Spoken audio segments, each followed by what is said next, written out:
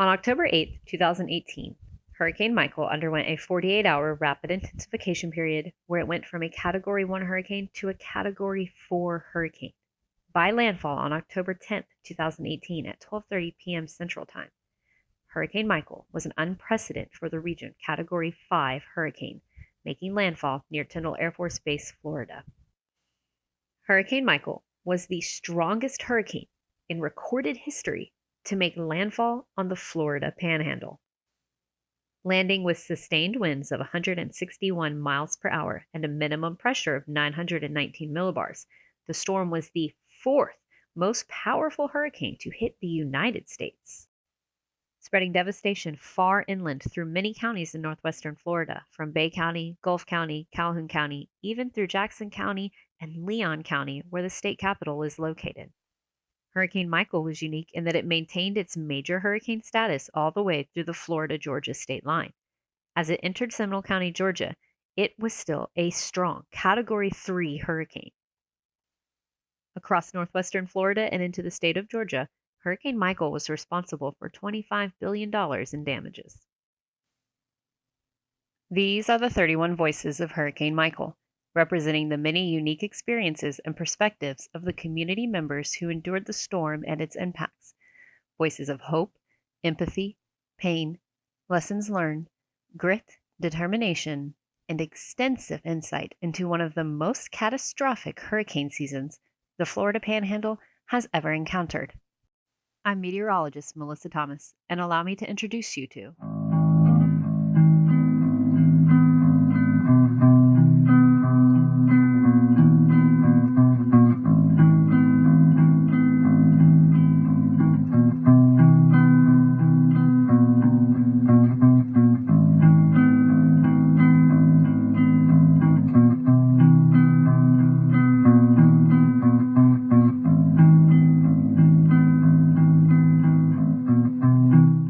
Hello, I'm meteorologist Melissa Thomas, here today with an online interview with a long-distance Panama City local who now lives in Colorado.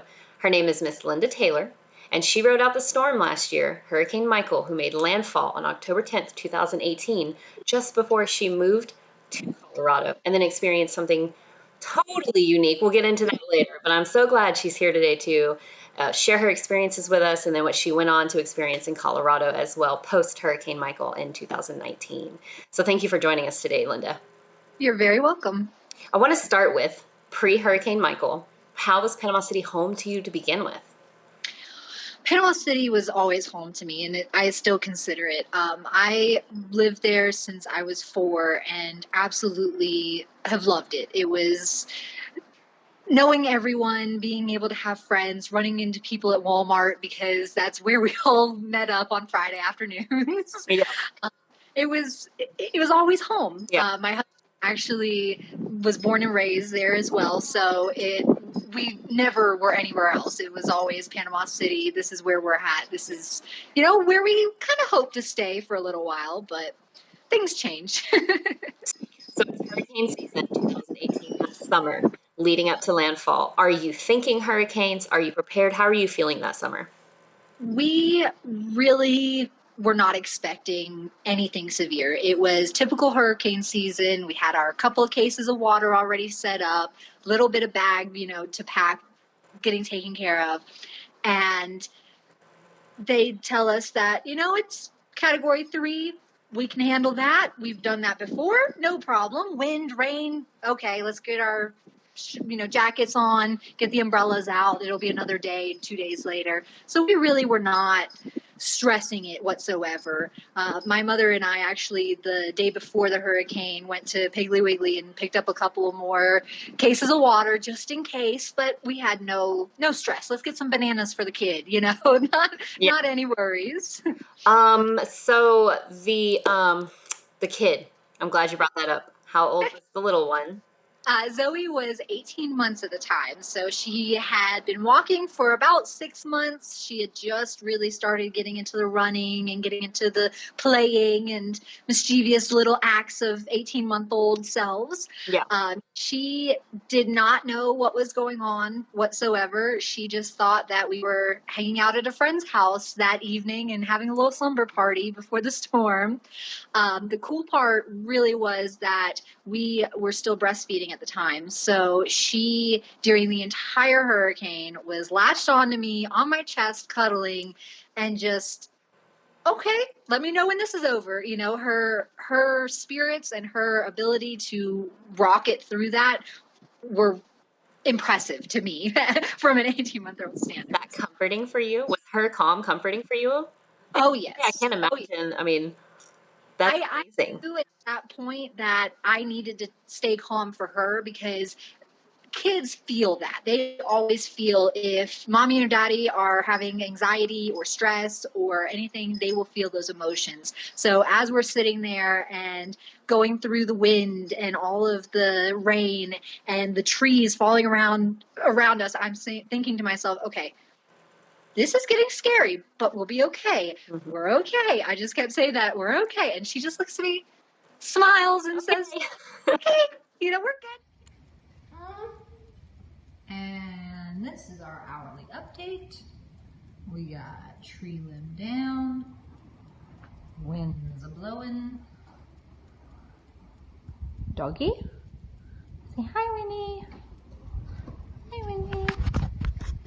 And I know, I got you, baby. I got you. We were actually planning the move Okay. prior to we right actually before Zoe was in existence. We were planning on doing a move to Colorado. My brother lives up here. He's actually been up here for about 4 years now, and he's always told me, you know, it's beautiful up here. You're gonna love it. The weather's great. The people are kind of weird, but everybody has. Okay. So your husband's with you through the storm then? Like, The storm was the final draw. We wanted to be closer to my parents and my husband's father as well, for Zoe, you know, to have her yeah. grow around her parents and everything, or her grandparents. And then the storm hit. Our house got messed up. The cars got messed up. Yeah. The area got messed up, and I just thought, can we raise an 18-month-old in this mess? Yeah. And is that going to be good for her development? You know, that was my biggest concern was, you know, it's 2 weeks after and you can smell the mold and the mildew, and I know that it's worse now. I know that you have that, you know, long-lasting effect. long-lasting, Yeah. exactly. So you rode out the storm, Hurricane Michael, with your husband and your little one. Yep. When you immediately emerge after the storm passes, this little one that you're already considering, how am I going to raise in this? The first couple of weeks after the storm, how are you navigating making this decision with recovery and then a move? How did that go?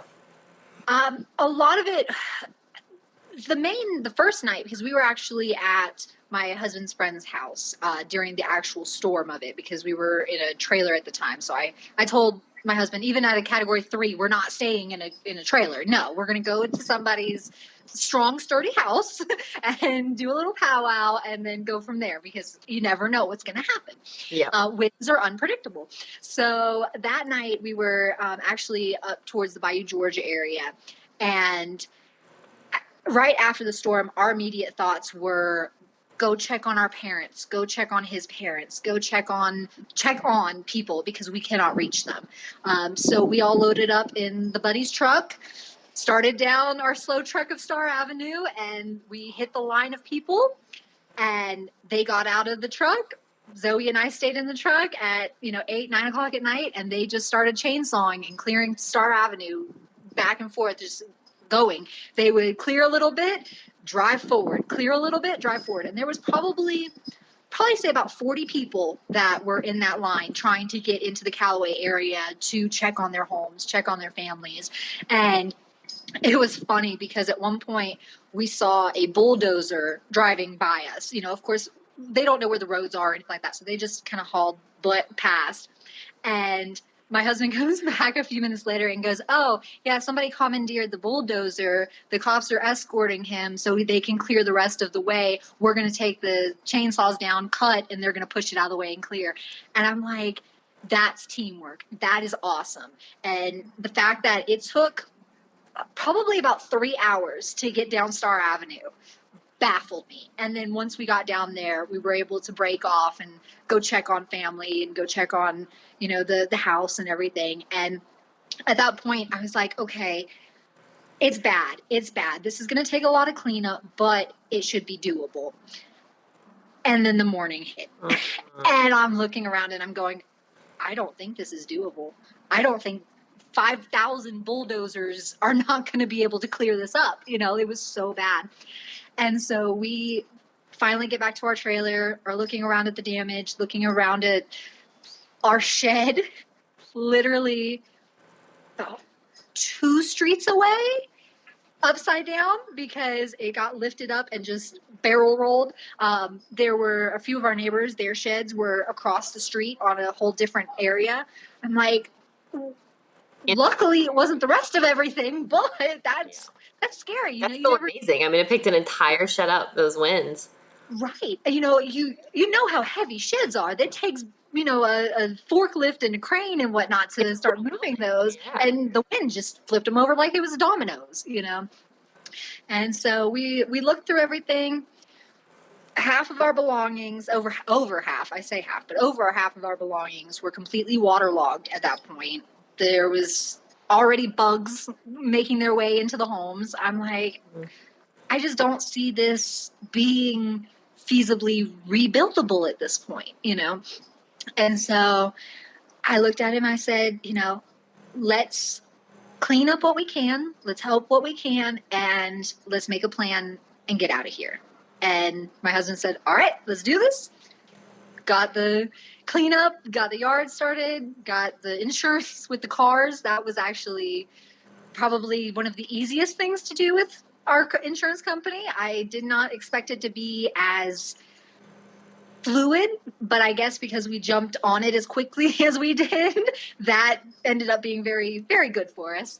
Got that taken care of and loaded up October 31st, Halloween night. My Zoe is in her Halloween pajamas that glow in the dark.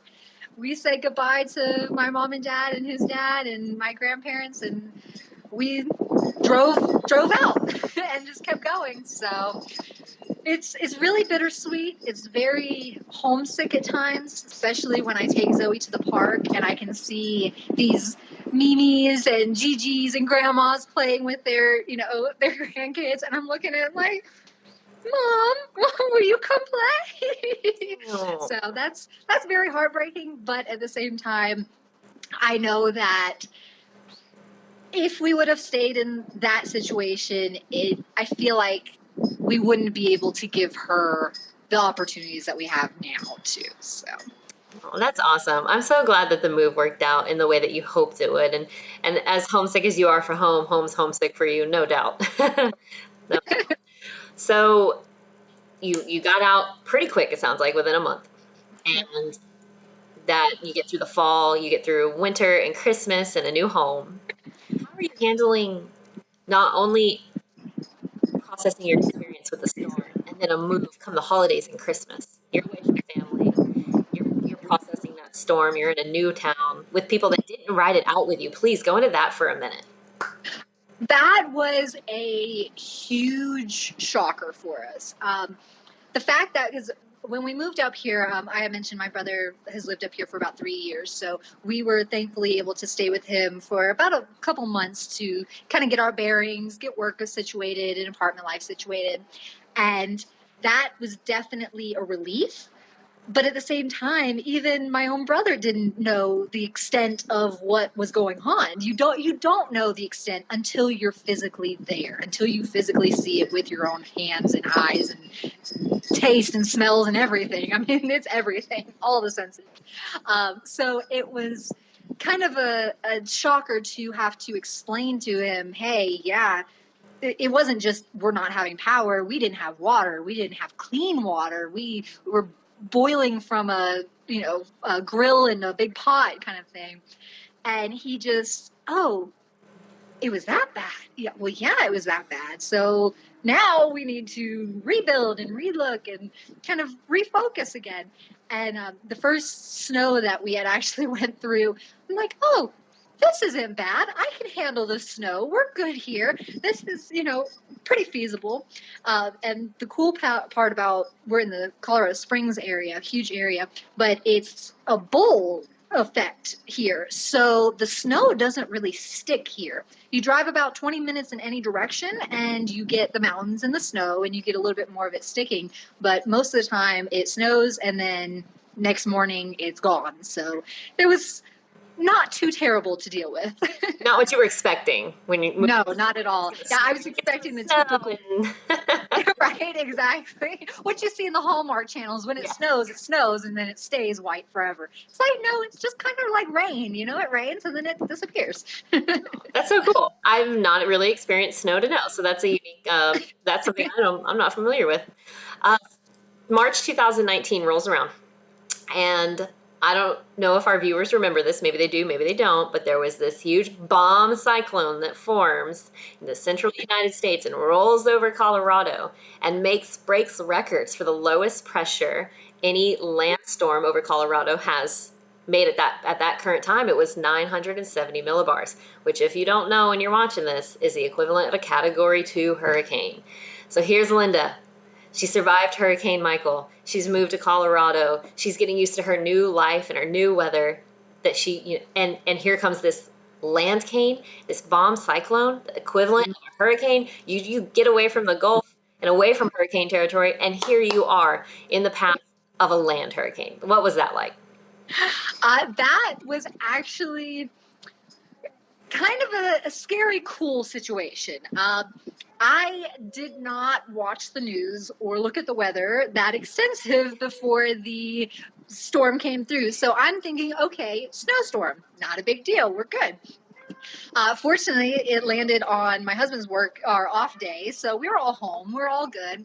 I see the storms come through. I see the wind pick up and I'm going, okay, this is windy. This is really windy. We're on a second story in our apartment, so you really feel the wind shifting the entire apartment and the roof kind of crinkling. And I'm like, okay, this is a really strong storm. So I went on Google and tried to see what exactly we're going in for. And it says bomb cyclone. I'm like, okay, let's calm it down a little bit. We're good. You've been through Hurricane Michael. What worse can you get now, right? That was my mentality at this point. So I'm thinking, okay, it's windy. It's good. We started seeing tree limbs break in our front yard area. And I'm thinking, that's some heavy snow. It is March. It is not supposed to be snowing in March. Florida mentality here. It's usually 85, 90 degrees by March, not negative 10-ish at this point. To the beach in March. Exactly. So I'm like, this is a little too chilly for me. I'm like, if we don't have summer or at least a little bit of spring coming soon, we're probably not going to stay in Colorado. that was my whole thought. I'm like, we need a little bit more warm weather. So the storm lasted probably about, I'd say maybe 3 or 4 hours here. It really wasn't long at all. It was snow. Heavy snow and lots of it accumulating at once. And then the trees wanted to say spring. It was March. So we had all these beautiful leaves on all of these trees and the snow just weighing them down and just breaking the limbs. And around our apartment complex, there are tons of trees. I love it. I love it. That's what you want. We walk the property and there are just tree limbs everywhere and they're broken. And I'm going, I'm literally having flashbacks right now. Like I'm going to have an anxiety attack. I'm sure. I cannot imagine. Yeah. It was definitely a stressful but interesting thing to go through because even that snow, I think, stuck for maybe 24 hours and then it was gone again and it was sunshine and beautiful and it was like nothing had happened besides the tree limbs breaking. You go from record-breaking Michael as far as making landfall in the Panhandle as a record-breaking storm, and then you're in Colorado with a record-breaking storm. Linda. I think it follows me. Like Mother Nature just wants to give me all the different fun stuff to go through, Yeah. which it was really funny too. I just found out that prior to us moving here, Colorado, this area has been in severe drought sessions too. So the past few years, like they have had severe fire warnings and lots of drought warnings. This summer, it has literally rained every single day for at least 30, 45 minutes. I'm like, did I bring it? Like, what else do you need? In a Some more drought rain? area, that's not the worst thing to bring. So how has recovery been from the past year? We're leading up to the year anniversary. How are you feeling moving into the year anniversary of Hurricane Michael, being away from home, away from Panama City? What are your thoughts on that? It's really a bittersweet thing. I definitely still have a lot of the homesickness. I have contemplated a few times with the husband saying, are you sure this was the right idea? Are you sure you don't want to move home? Are you sure we're not going to, regret it after, 6 months? It's definitely, like I said, a bittersweet thing. I really miss family. I miss our friends so much. I miss being able to call, so and so up and say, all right, let's meet up with the kids and let them play at the park. Or like I said, running into someone at Walmart just to chat, because we're having a busy week. That's the bittersweetness of it, and making friends and making the new connections here and getting the lay of the land. It's very hard starting over completely, which, excuse me, I mean, everybody's going to have to do that, whether they're in Panama City or moving out of state or the surrounding areas. It's all a matter of moving forward and keeping our spirits up and being able to come visit and play and having the adventures that we have. Aw. Linda, thank you so much for taking the time to speak with us today. I mean, your experience is unique in that you get to take Hurricane Michael to other states with you. Those experiences go with you. Panama City goes with you, and it waits for you to visit. And with your experience with the land cane after that, I mean, I really appreciate you taking the time to speak with us in the project. And now you're a part of the project. You're one of the voices. So does your project now too.